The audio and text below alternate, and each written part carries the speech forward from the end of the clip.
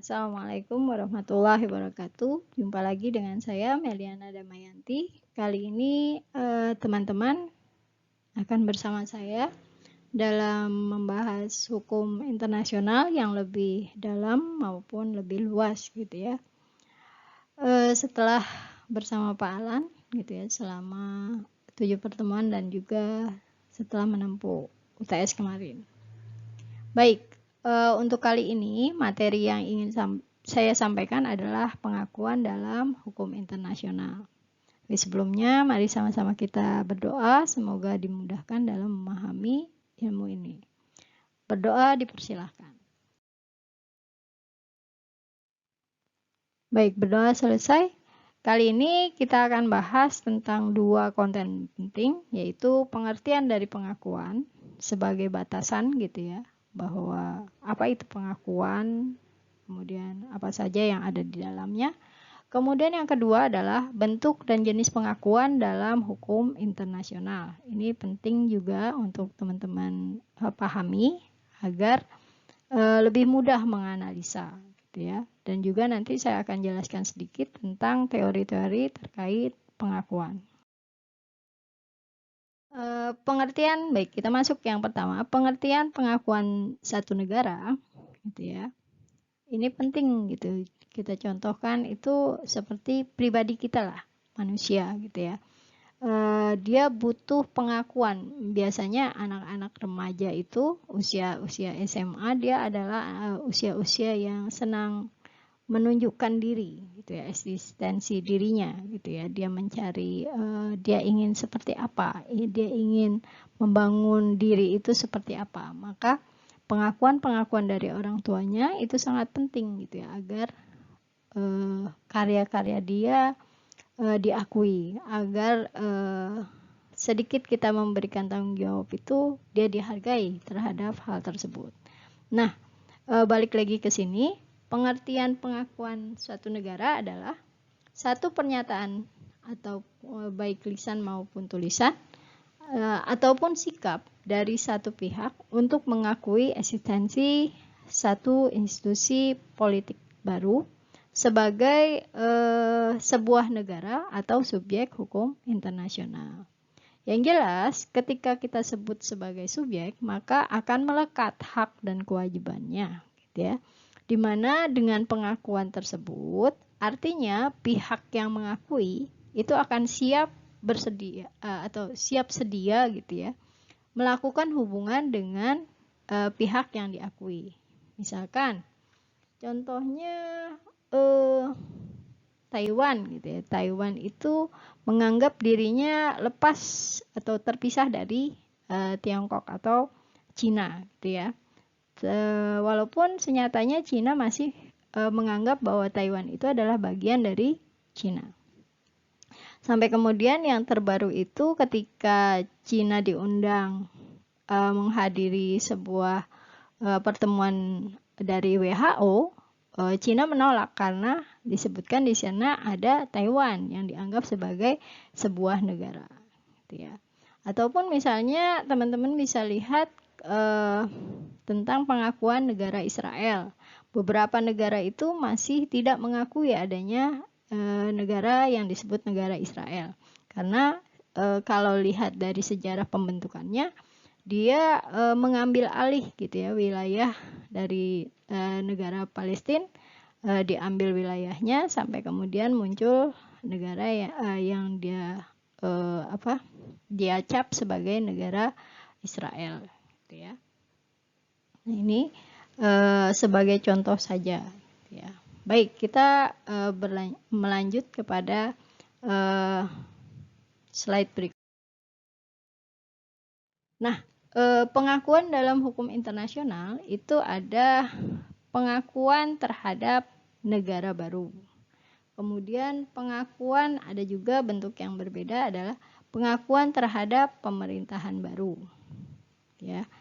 Kemudian pengakuan terhadap negara-negara yang bertikai, belligerency. Ya, misalnya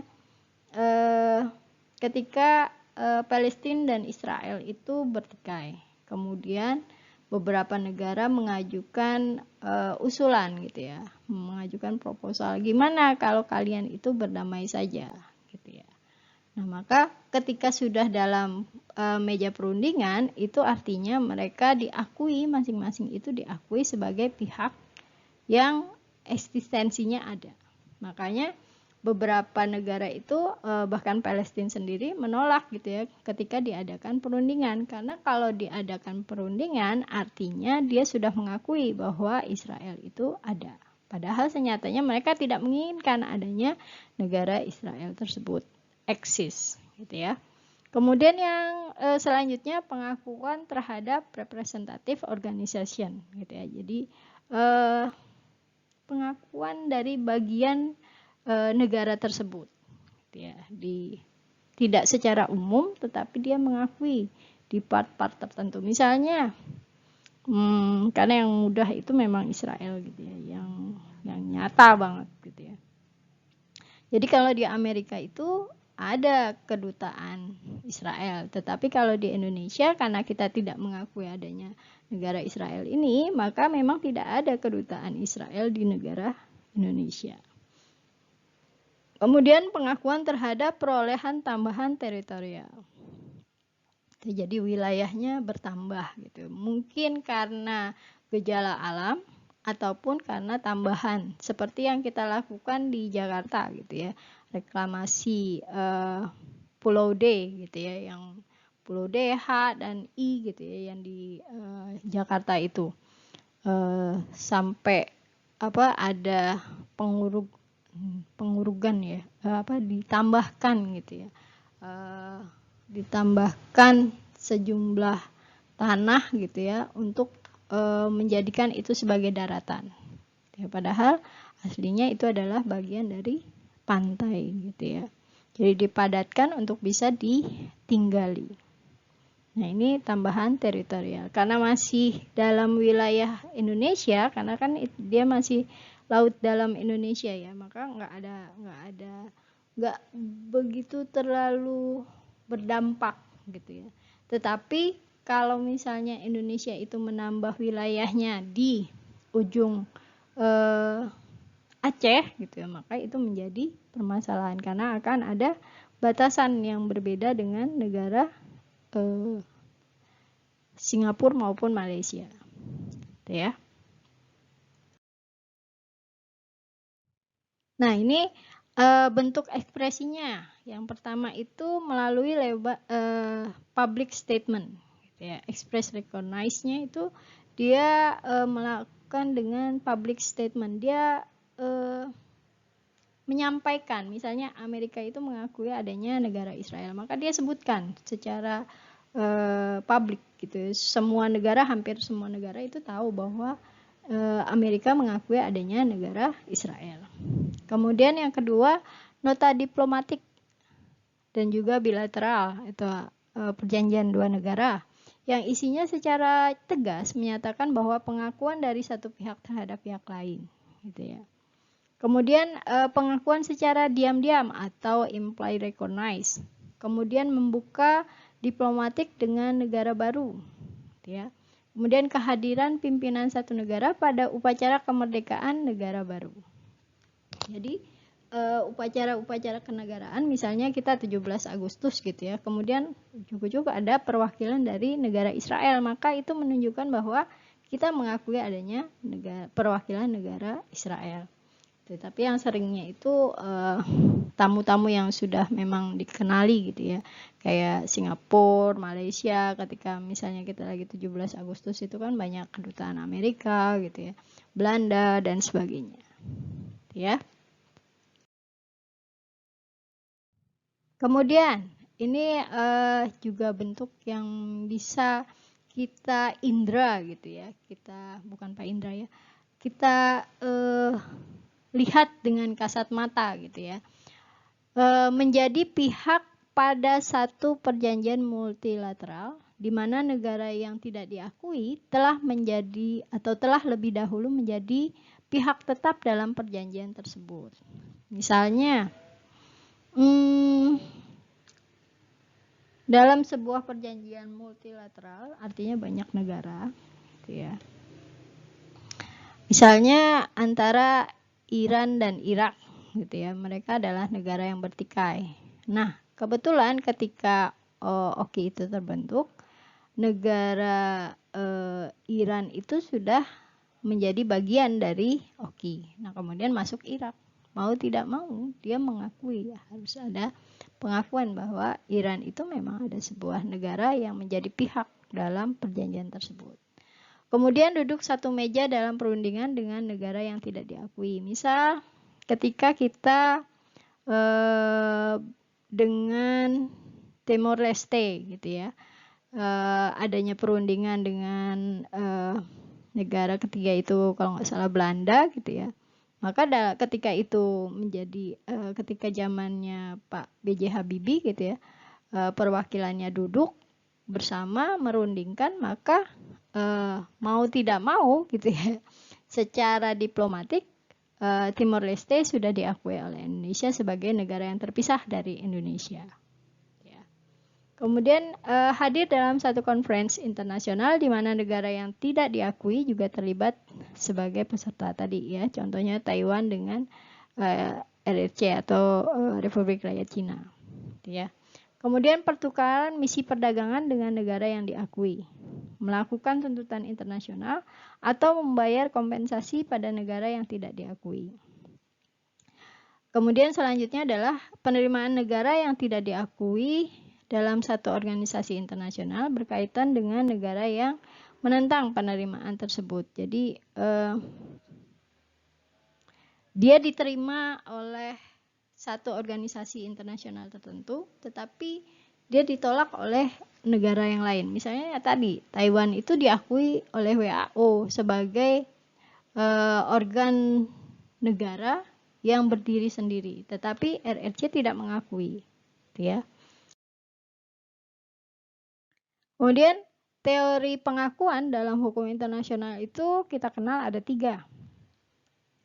Teori deklarator atau declaratory theory, teori konstitutif, dan pengakuan kolektif. Pengakuan kolektif artinya banyak negara yang mengakui.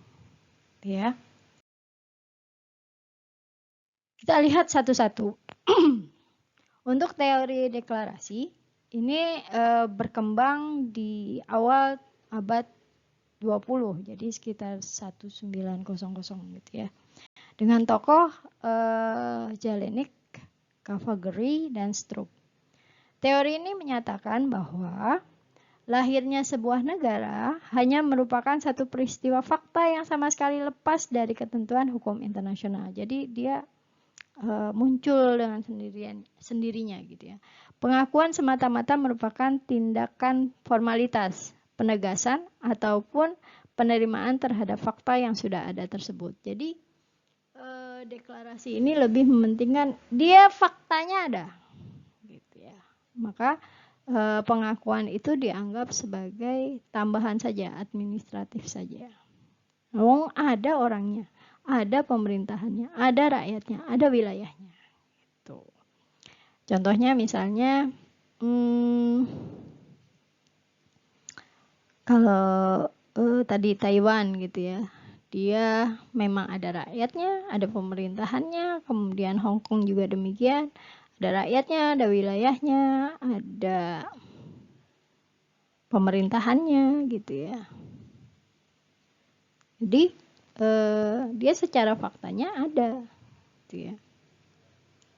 Beda lagi dengan misalnya ISIS gitu ya. ISIS itu wilayahnya dia masih konflik, maka nggak bisa diakui. Kemudian ISIS itu kan dia antara, jadi dia itu ada di bagian antara Irak dan juga Syria, gitu ya. Jadi di Syria ditolak, di Irak juga ditolak. Jadi dia belum berbentuk negara karena tidak punya wilayah yang tetap, tidak ada pemerintahan yang tetap, dan rakyatnya juga nggak mau, gitu ya. Nggak semuanya setuju, gitu maksudnya. Ya. Nah, pengakuan ini semata-mata merupakan tadi tindakan formatif saja, administratif, gitu ya. tapi faktanya dia ada. Ini terkait teori deklarasi. Nah, ini kita lihat juga gitu ya dalam Dutch Continental Gas Gesellschaft dengan Polystate tahun 1929, Mahkamah Arbitrase itu menyatakan bahwa according to the opinion reclined admit by the great majority of writer on international law gitu ya. Jadi berdasarkan pendapat-pendapat yang benar, yang mengakui gitu ya, yang secara mayoritas penulis hukum internasional menyampaikan bahwa the recognition of the state is not constitutive but merely declaratory gitu ya. Jadi pengakuan sebuah negara itu bukanlah secara konstitutif, tetapi hanya deklarasi gitu ya. Deklarasi artinya saya ada negara nih gitu, dan kelihatan gitu ya, ada wilayahnya, ada pemerintahannya, dan ada rakyatnya. The state exists by itself and the recognized is nothing else than a declaration of this existence recognized by the state which it emanates gitu ya. Jadi yang dikenali sebagai negara yang muncul gitu ya. Jadi dia sudah dikenali secara faktanya. Nah, kelemahan dari teori deklaratif ini menurut Alina Kazorokov gitu, ini kayak nama orang Austria ataupun Rusia gitu ya, adalah menempatkan pengakuan pada titik terendah atau empty formality. Jadi mau ada pengakuan atau enggak, pokoknya negara itu udah ada. Makanya dia ada di titik terendah. Jadi pengakuan itu bukan satu yang penting banget gitu. Bukan satu yang menjadi kebutuhan banget. Yang penting negaranya udah ada. Gitu. Ya, ini terkait teori tadi deklaratif. Bila lahirnya satu negara hanya merupakan peristiwa fakta, ini kita lihat analoginya gitu ya. Maka seharusnya akibat yang ditimbulkan adalah sebagai berikut. Tidak mungkin menolak lahirnya satu negara dengan memakai alasan hukum. Jadi kalau udah muncul, ya muncullah gitu. Orangnya mau dikemanain, ya.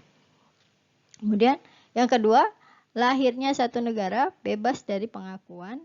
Dalam hal ini pengakuan yang tidak ikut campur dalam pembentukan satu negara. Jadi dia nongol itu ya karena ada pengakuan, ya.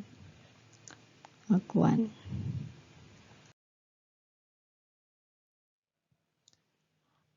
Akan tetapi, teori ini ternyata tidak cocok gitu jika diterapkan dalam kasus Rhodesia. Rhodesia itu di mana? Ya. Nah, teman-teman harus lihat nih, dia di Afrika, gitu ya. Rhodesia menyatakan kemerdekaannya pada 11 November tahun 65 di bawah pimpinan kelompok minoritas kulit putih Ian Smith, gitu ya, yang melepaskan diri dari kekuasaan Inggris. Rhodesia dinyatakan illegal authority, legally invalid oleh PBB, dan meminta semua negara tidak berhubungan dengan institusi baru ini melalui resolusi Dewan Keamanan nomor 221 tahun 1966. Dasar pembenaran penolakan pengakuan dalam resolusi tersebut adalah bahwa Rhodesia dinyatakan melakukan pelanggaran sedikit gitu ya terhadap prinsip-prinsip fundamental hukum internasional gitu ya, terkait adanya larangan diskriminasi, di sana ada apartheid gitu ya, kemudian juga menentukan hak nasib sendiri gitu. Jadi dia memaksa gitu ya orang-orang untuk menjadi bagian dari Rhodesia ini, padahal harusnya itu adalah penentuan nasib sendiri. Kalau teman-teman masih ingat kilas balik ke Timor Leste, itu kan ada referendum. Jadi hak dari warga untuk menentukan nasibnya sendiri. Mau masuk Indonesia atau mau dikelola oleh Timor Leste. Ya. Ketika tidak ada satu negara pun mau berhubungan dengan Rhodesia, terbukti Rhodesia ini tidak bisa eksis sebagai negara. Jadi teori tadi deklaratif itu tidak tepat gitu ya, karena kalau dia tidak diakui oleh negara lain dan tidak bisa berhubungan dalam pergaulan internasional, maka mau tidak mau dia akan mati. Ya, mati dan akhirnya hilang, tidak eksis. Nah, Rhodesia kemudian digantikan oleh Zimbabwe yang sampai sekarang masih ada gitu ya, yang Zimbabwe ini lahir di tahun 1980. Ya. Gitu ya, peta. Ini yang dari yang coklat ini di gambaran yang dibuat oleh Ian Smith gitu ya. Nah, ini Zimbabwe yang akhirnya muncul di tahun 1980 ya. Sekarang kita masuk ke teori konstitutif. Teori ini muncul di abad 19, artinya tahun 1800 gitu ya. Dan mendasarkan pada pandangan positifis gitu ya. Jadi pandangan sesuatu yang kelihatan, positif, kenyataan gitu ya. Ini kalau teman-teman belajar tentang ilmu negara, kemudian pengantar ilmu hukum, maka paham gitu ya terkait aliran positivisme gitu ya. Nah, beberapa tokohnya dia dari kelompok Austria, ada Lautenbach, Kelsen, Veldos gitu ya. Di mana teori ini berpendapat bahwa satu negara baru lahir bila telah diakui oleh negara lain. Sekalipun satu institusi itu baru memiliki atribut formal atau kualifikasi statehood. Tetapi tanpa pengakuan entitas baru tersebut tidak dapat memperoleh international personality. Jadi kalau nggak ada pengakuan menurut teori konstitutif, maka dia nggak punya identitas internasionalnya. Gitu ya, personality atau pembeda antara negara satu dengan negara lain di pergaulan internasional. Dengan demikian, maka pengakuan menurut teori konstitutif melahirkan atau menciptakan negara baru itu dan memiliki kekuatan yang lebih kokoh, lebih konstitutif gitu ya. Secara dasar negaranya gitu ya, lebih kuat. Dalam prakteknya, ternyata teori konstitutif berlandaskan pada satu syarat atau berlandaskan atau syarat gitu ya dengan pertimbangan politik murni. Seberapa jauh keuntungan yang akan diperoleh oleh negara yang memberi pengakuan. Misal, Amerika menolak mengakui Republik Rakyat Cina sampai akhir 1978 dengan pertimbangan politik mereka waktu itu bahwa RRC tidak akan menguntungkan Amerika dan dunia bebas secara keseluruhan dan hanya mendorong negara tersebut untuk memperluas dominasi komunis di seluruh dunia. Jadi Amerika tidak merasa mendapatkan keuntungan dari pengakuannya terhadap RRC, maka dia nggak mau mengakui. Atau kita lihat tentang sejarah dari Malaysia dengan Iran gitu ya.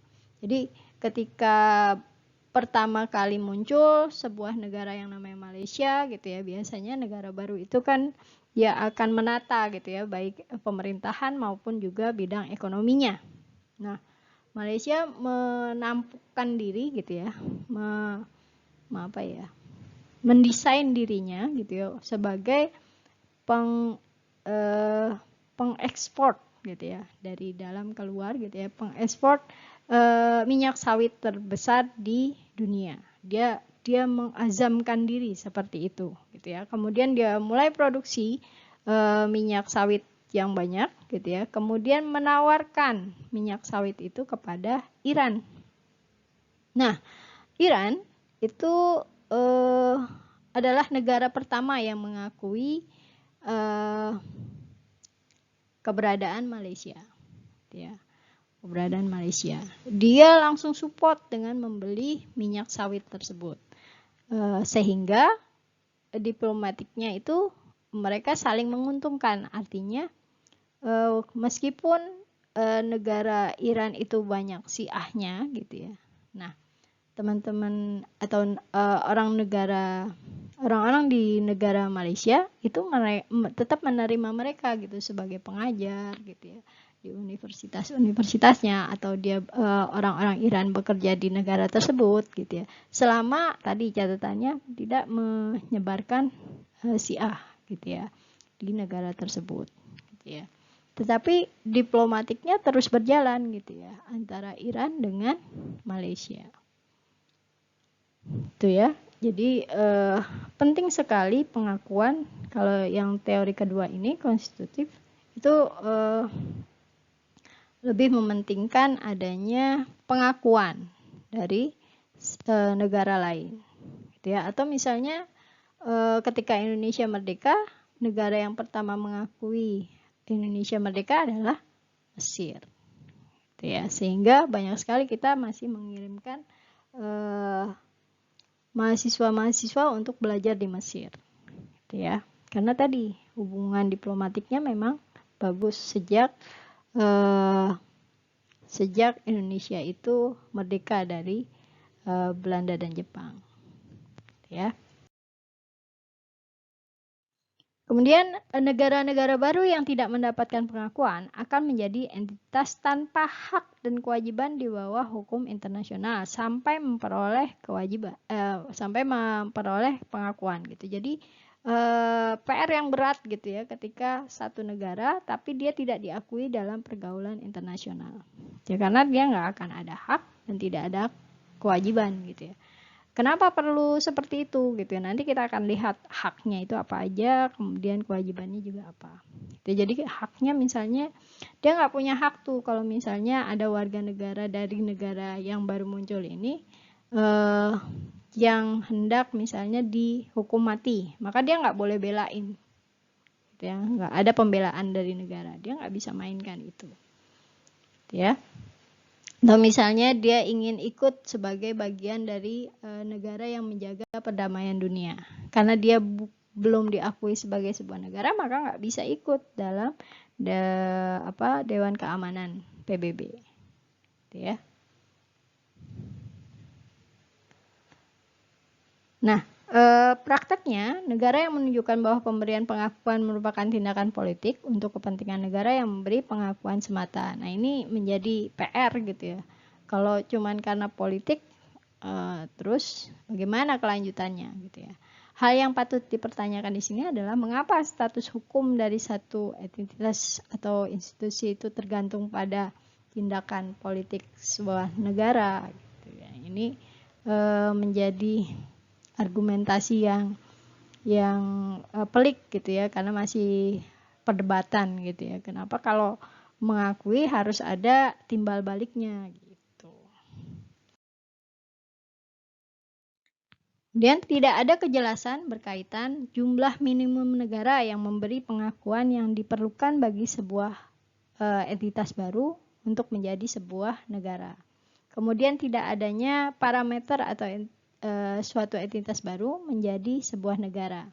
Penilaian yang ada hanya subjektif berdasarkan pertimbangan kepentingan politik dari pihak yang mengakui saja.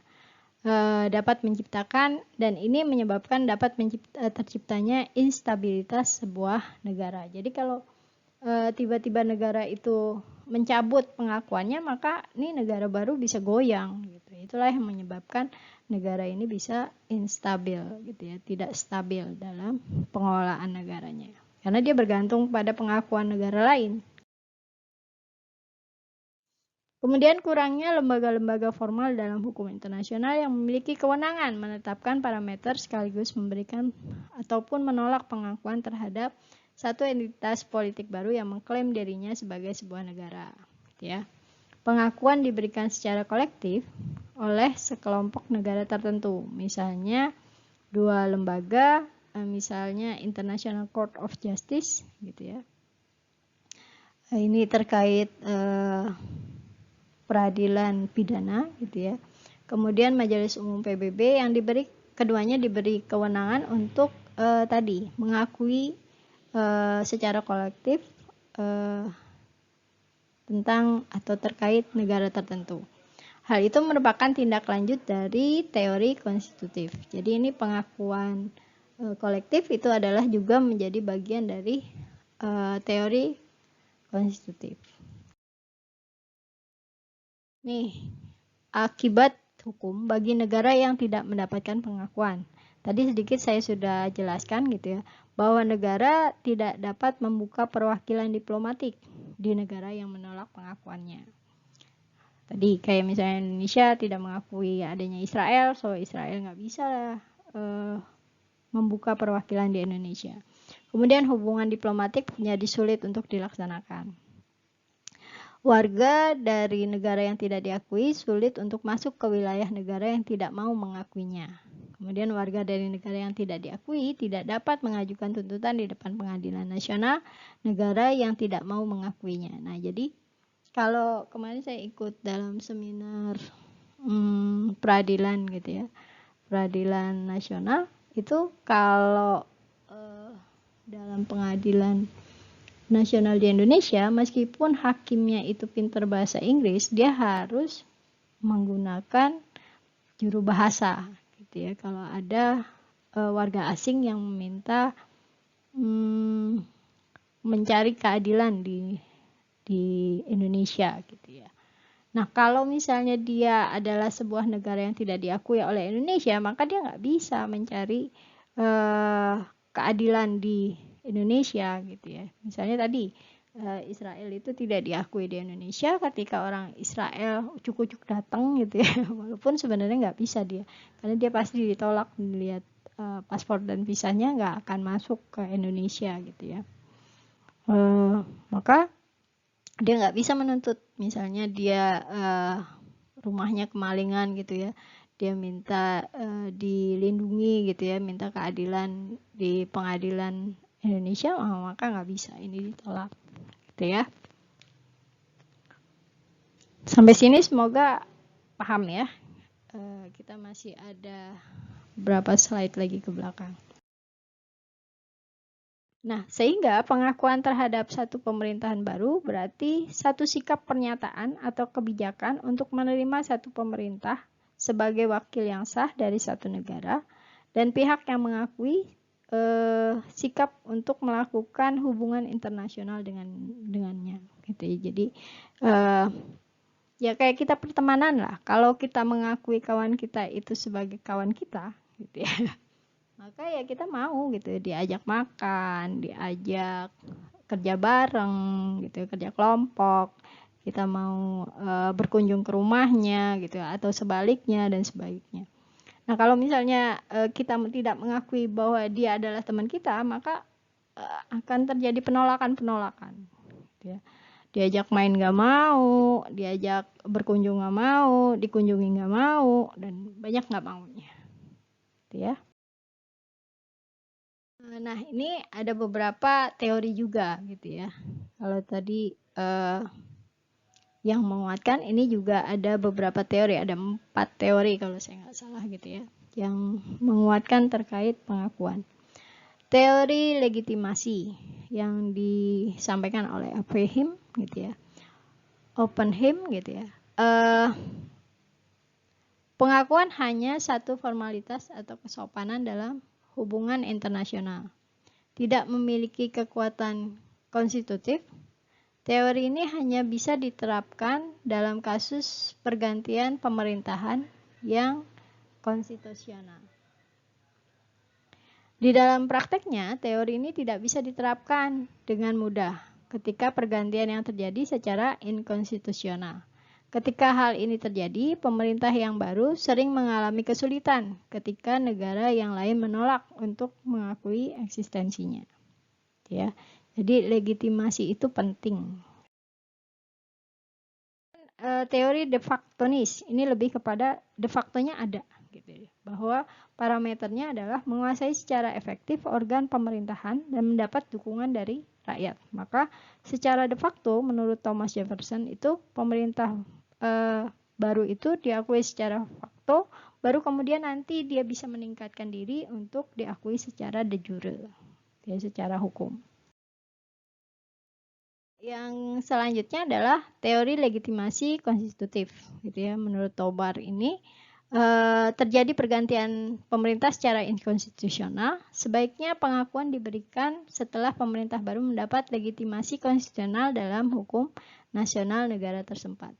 Jadi secara intinya itu stabil di dalamnya, gitu. Di dalam negara baru ini stabil dulu, gitu. Orang warganya tuh mau memang mendirikan negara yang baru, gitu ya. Jadi dia harus ada, menurut Tobar itu pengakuan secara hukum nasional negara tersebut. Menurut teori Stimson itu pengakuan tidak perlu diberikan terhadap pemerintahan baru yang lahir dari kudeta, gitu ya. Namun demikian, pengakuan tertutup bagi pemerintahan baru yang lahir dari kudeta maka dapat menimbulkan ketidakadilan pula. Mengingat ada kalanya pemerintahan yang berkuasa adalah pemerintahan yang otoriter, kejam, dan sangat membuat rakyat menderita. Misalnya yang terjadi di Syria, gitu ya. Syria itu ingin melepaskan dari presidennya Assad, gitu ya, yang otoriter, gitu ya. Kemudian mereka membuat kudeta, gitu ya, walaupun akhirnya kudetanya gagal, gitu ya. Nah, dia ingin memisahkan diri dari Assad ini, gitu ya, yang sangat memerintah secara otoriter. Teori Estrada, non-recognized doctrine, ya, dia doktrin tidak perlu ada pengakuan, gitu ya. Bahwa menyatakan bahwa mengakui atau menolak mengakui pemerintah baru dari satu negara sama dengan intervensi terhadap urusan dalam negeri negara yang bersangkutan, gitu ya. Dan ini yang paling amat, jadi terserah aja mau diakuin atau enggak, gitu ya. Negara yang penting ada, gitu. Jadi dia tidak mementingkan adanya pengakuan dari negara lain untuk teori Estrada. Meskipun yang diberikan oleh negara itu negara lain sepenuhnya berdasarkan pertimbangan politik, gitu ya, untuk kepentingan pihak yang mengakui. Namun penolakan pengakuan terhadap kehadiran satu pemerintahan baru dapat menimbulkan akibat hukum sebagai berikut, bahwa pemerintah yang tidak diakui tidak dapat mengajukan tuntutan di negara yang mengakuinya. Kemudian pemerintah yang tidak diakui tidak dapat menuntut pencairan aset-aset negara yang ada di wilayah negara yang tidak diakui. Kemudian perjanjian yang dibuat pemerintah lama dengan negara yang tidak mau mengakui tidak dapat dilaksanakan, ya. Jadi ada beberapa akibat hukum, gitu ya, ketika pengakuan itu tidak berjalan dengan baik dalam pergaulan berdasarkan atau perspektif hukum internasional. Kiranya itu saja yang ingin saya sampaikan. Jika ada yang ingin ditanyakan, teman-teman bisa menuliskan atau mendiskusikan dalam forum yang sudah saya sediakan. Demikian, terima kasih. Jumpa lagi di materi berikutnya. Assalamualaikum warahmatullahi wabarakatuh.